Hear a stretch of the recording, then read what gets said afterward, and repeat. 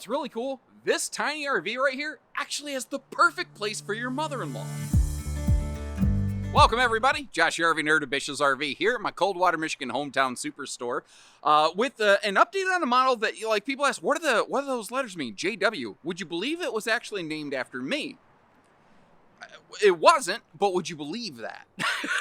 So the JW actually represents one of the people at the Cherokee group who helped design this floor plan, and BL means Black Label. Now you might see an identical version of this floor plan without the BL on it. You can get this RV two different ways in what I call the Standard Series or the Black Label Edition like we're looking at today. The trick is they will have slightly different weights and axles as a result. So I'm actually going to have to leave you two sets of weights and measures because you can get them, they weigh differently enough that Cherokee actually gives us both sets. Anyway, what is this floor plan? Everybody and their brother seems to have something like this, but it's a double over double bunkhouse made for smaller vehicles with a big U-dinette. Now, historically, when you upgraded from Standard Series to Black Label, you added enough weight that it destroyed the available cargo carry capacity, and Cherokee has recognized and solved for that issue. Again, when you go Black Label, if you need to, they will upgrade the axle to give you more carrying capacity. So this will be at the upper end of some, say, mid-size tow package pickups or some SUVs. And some mid-size tow package pickups or even SUVs may not be a good fit for this thing, but giving you that straight safety information is something that I hope you feel you can rely on us from here at Bish's RV. We've got that mother-in-law suite cargo bunkhouse. Holding tank heat pads is another easily missed standard factory feature on these. A Bluetooth backup camera, the cargo rack on the back, the full-size roof air, and a bunch of other things. This is a small trailer that has a really high level, I guess you'd almost call it like trim package.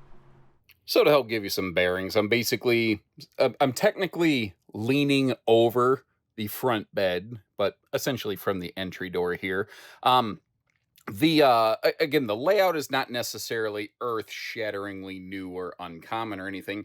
I give the Salem Wildwoods FSX division some serious credit. Their 178 model is really kind of the originator of this floor plan, but that doesn't necessarily mean it's the best one for you. That's why I try to get all this different footage to help you cross-compare.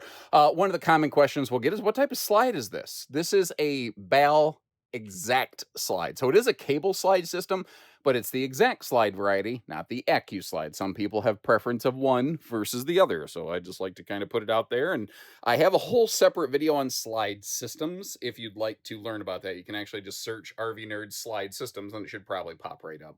This is what I call a true U-dinette. This is one of the things I think Cherokee does a little bit better than most. It's a larger dinette space, like you'd find in a big super slide bunkhouse. So that has more like storage under it, folds down into a bigger seater than sleeper. Seater?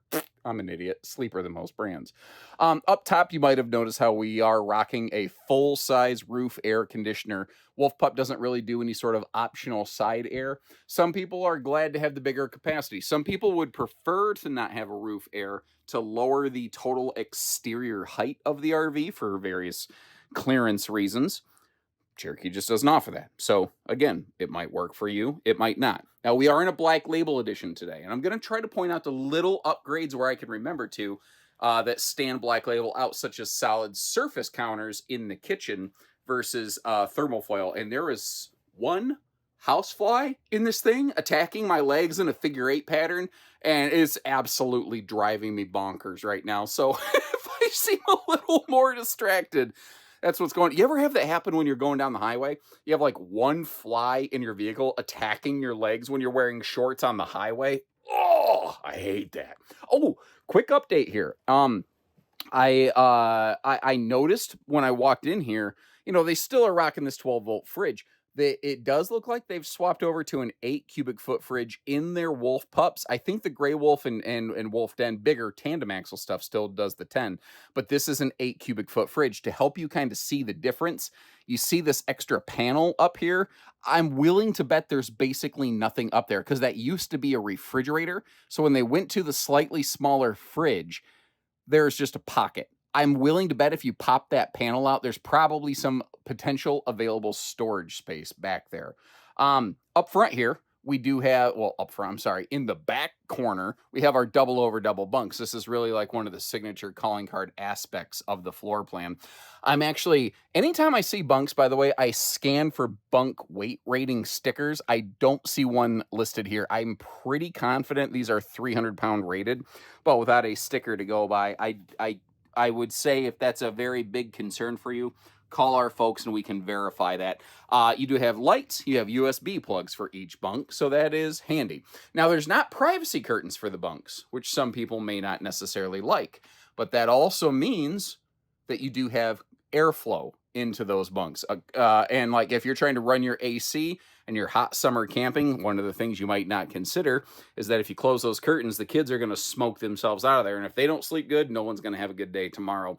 They don't do a folding cargo bunk from the inside. Remember, we have an exterior mounted folding cargo bunk. And I'm going to come back through in just a minute here. And, well, probably more than 1 minute if we're going to be technical about this. And I'll get this storage open for you. I always like to try to take the time to showcase things. One thing I am happy to see, they're finally including at least one drawer in the kitchen of these. For a long time, that's something they didn't do. I'm going to kind of half sit over here in the dinette. One of the things I like to do is kind of show the fact that this RV has deceptively good campsite window coverage. I'm not telling you it's insane. It's not bad, though. So if you're sitting inside cooking something, you hear the kids screaming bloody murder, you might have to, lean down to see out the window, but maybe not. You get a pretty decent look at your site. And this isn't the kind of camper I think a lot of people are going camping in to watch TV. But if you do choose to add a TV, that's where she'd be located. That being said, that flat bracket V-mount there, probably not really going to work all that well considering its proximity to the entry door. So you might want to get yourself some kind of swinging TV mount or something like that. Up front here, this is one of those things that it could be a make or break for somebody. So hang with me real quick. First thing I'm going to tell you is, as we're looking at this is a 60 by 74 Camp Queen. Some people are fine with that. Some people are like, nope, I'm tall. That's a deal breaker. But if you notice, you have this headboard over here occupying some space. And the headboard is nice because if you look at the location of the power outlets, you got some household, some USB stuff, some headboard lighting up there, some reading lamps. That's great. But this, I'm going to get this pillow out of the way for you. This is just hollow. So if you wanted to remove that headboard, it really wouldn't even scar the RV up. And that could leave you room to put in a 60 by 80 True Queen bed.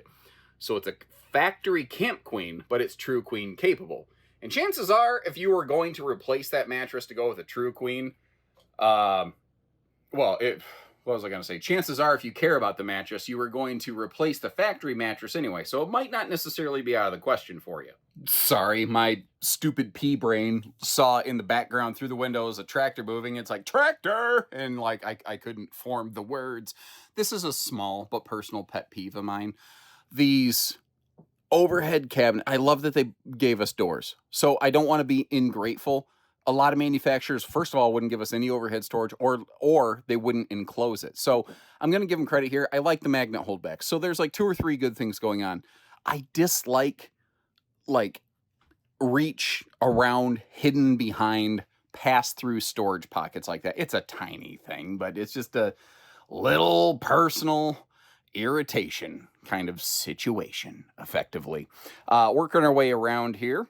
Again, when we go Black Label Edition, you will go solid surface countertops.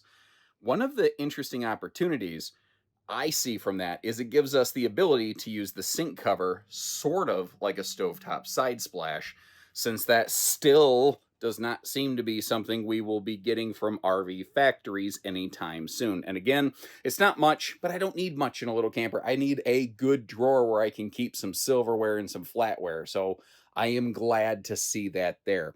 Now, the fridge has gotten a little bit smaller versus last year. And I hope you appreciate that I didn't gloss over that and conveniently fail to disclose that fact. It's real. And if you're going to spend this kind of money, you deserve to know exactly what you're getting. But compared to, historically, this RV had a 6 cubic foot, as small at one point as a 3 cubic foot little combo refrigerator freezer. So it's still much bigger than they had been historically, but that information doesn't necessarily help you. Some people want the biggest fridge they can get. Currently, this is what we have. Now, I'm going to break some normal protocol, and we're actually going to bust over into road mode because I happen to be standing at the perfect position to be able to demonstrate this.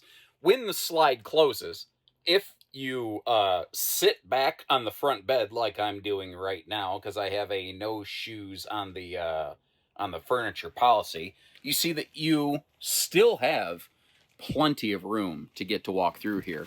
And you can get to the bunks, you can get to the bathroom, and everything. So we're kind of getting a 2-for-1 bathroom and road mode wombo combo footage. Down here, you do have a like fairly fluffy friendly space, as I like to call it. I found that very nice. On the way up, we have what I call the Cherokee shub. Kind of a shower, kind of a tub. But you might notice the RV is not extra tall. So when you step into the shower tub, shub, pan like I do, I'm a little over 6 foot tall. My head's all the way up there in what I would normally call the skylight. But this is a power vent fan. Now, when you're in the standard series Wolf Pup, it's the dollar store 4-inch fart fan. When you are in a Black Label edition, you get the bigger fan. And in case you're curious why it looks crooked, it's because it's actually mounted in orientation to the exterior barreled roof line, not the interior linear ceiling liner. So kind of keep that in mind right there. But this was brought on based on your input, like the drawer in the kitchen. People said, they didn't used to have any skylight or any vent fan or anything above the shower. And people said there's not enough headroom in here. And people said it needs one drawer in the kitchen. And Cherokee went, okay, we will do those things for you. So they are listening. It took them a little while to adapt, but they are listening. They made it happen. And if there is some other major game changer feature you think that they could easily accomplish, please don't hesitate to leave that feedback, because we've kind of created a direct line to the source for the product designers here that you kind of get to, speak straight through. Now, when the video began, I mentioned that you can actually get 2 different sets of weights potentially on this RV, whether you're looking at the standard series or the Black Label edition like we're looking at today. So I'm going to take some extended time to give you looks at essentially 2 sets of weights and measures. Now, the length, the width, the height, the tank capacities won't change. What you'll see is the GVW, the hitch weight, basically the weights can change a little bit. And you might notice the Black Label edition actually gets heavier, and that really throws a lot of people off. They're like, I don't understand. I thought fiberglass was supposed to make the RV lighter. It's not fiberglass that makes an RV lighter. It's lamination that can make the RV lighter, and this is not, well, it's Schrodinger's camper. It's both laminated and not, essentially. So the fiberglass skin that we're looking at here, which first of all, let me get you right up to this, because the reflectivity in the gloss, this is a true high gloss skin. Look at the reflection. You can literally see like a mirror that Jaco over there in the background. The skin is laminated to a double layered Luan backer, effectively 3/8 thick plywood around the outside of the RV under the fiberglass, but it's still affixed to the traditional wood structure. So that's why this type of construction that I call stick and slick construction, that's a user submitted name. I wish I was smart enough to have thought of that, because that's a perfect name for it. It weighs the most, but it provides a lot of cool benefits. We've got our backup camera up there. On the way down, I want to point out, you've got your cargo rack on the back. It's rated for 200 pounds. However, that is before the spare tire is applied. Don't know exactly what the spare weighs, but effectively less than 200 pounds of available capacity on here. It is thankfully a singular sewer outlet camper, and not only is this, front and rear stabilizers, which I point out because a lot of single axle campers do not have the front jacks. This is actually power stabilizers here. That's a interesting upgrade that they've applied. Now, Cherokee's incredibly uncommon in a stick-built camper, running holding tank heat pads. There's nearly no other stick-built builder that will do that, especially factory standard, let alone even as an option. It is a slightly narrow body, 7.5 foot wide. The Wolf Pups of yesteryear, about 2 years ago, were 7 wide, so there's been some significant changes there. You might notice that white tag hanging down at the bottom center of the screen right now. It's actually where your propane cooker hooker is going to get located in case you want to bring along your own little grill or something. Some of the Black Label exterior enhancements, a lot of them are visible right here. First of all, the power tongue jack is a Black Label upgrade. The hard shell propane cover, obviously the skin. The super sleek and smexy looking frameless black windows is another. And you see that big flood loading light above the entry door. That's another piece of Black Label package, basically. Now the RV, because of the location of the water heater and stuff, doesn't technically have a full pass-through, but it's got a big old frontal cargo space. And if you need to, if something shifts in a funny way, I'm not saying it's fun, but if push comes to shove, you could open the bed from the inside to be able to access that area more completely. On our way back here, it seems so stupid to point out, but look just above that center kitchen window. You see a horizontal black rectangle. That is your stovetop exhaust vent hood. Again, not a lot of little campers will always have something like that. Under the kitchen counter, they had a chunk of space that was a little tricky to use inside, so they gave us Dad's medicine cabinet outdoors. The Black Label package has essentially, I think, absorbed what used to be kind of called the adventure package, basically the bigger tire package. So that's not the standard tire. That's a little more aggressive tire than they would normally have on the standard series. We got our drunken uncle leash latch back there right by the mother-in-law suite. We have I'm not a super fan of outside speakers. I've been very outspoken on that, and that is just my opinion. It's not that outside speakers are bad for everybody. I just personally don't care for them because I don't like how they sound. But if I'm going to have them, I like how Cherokee has them no higher than head level typically. They're very good about not mounting them all the way up against the roof line. Speaking of which, I gave you a quick look in our early floor plan in a flash. You do have it's about a 100-watt solar package on there. So it's a battery tender. It's not a big super duper charger package or anything like that. It's only intended to just keep the battery topped off while it's in storage. It'll give you a little more of an extended dry camp scenario, but you could expand on that. Now back here, I do want to point out a couple things. First of all, this, just like the main door, is an anti-slam door. Secondly, for evening peace of mind and security, you do have a deadbolt right here. So this is basically literally just a smaller, shorter, fatter version of your primary entry door with the same security, or depending on how you feel, lack thereof, you know. Obviously, we've got the very ludicrous move bunk, get out the way system up here. And I'm a person with some folding e-bikes. I have electric 2.0 and 3.0. And I've personally test loaded this. I've been able to put both of my folding e-bikes in here with room to spare.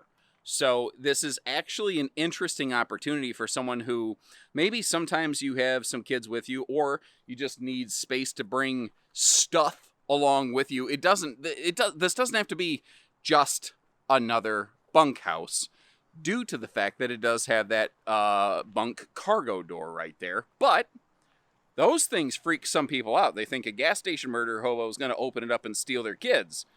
So the good news, if you like everything about this camper except that, there's usually some very similar floor plans in our lineup that will just not have that cargo door. So don't hesitate to give our team a call and we can help make sure we're finding the right RV for you. So double check the links in the video description. The first one that you'll see will get you to our website where you can see pricing and availability at any of our stores. Whether it's standard series or Black Label, you'll have the Lord of the Rings one link to rule them all. I will also try to dig up a couple links to some other builders who have made similar versions of this floor plan, which is, I won't even have a list of all of them because there are so many. So if this is close but no cigar, maybe check one of those other ones out and they might be cigar. Yeah. Nailed it. Take care.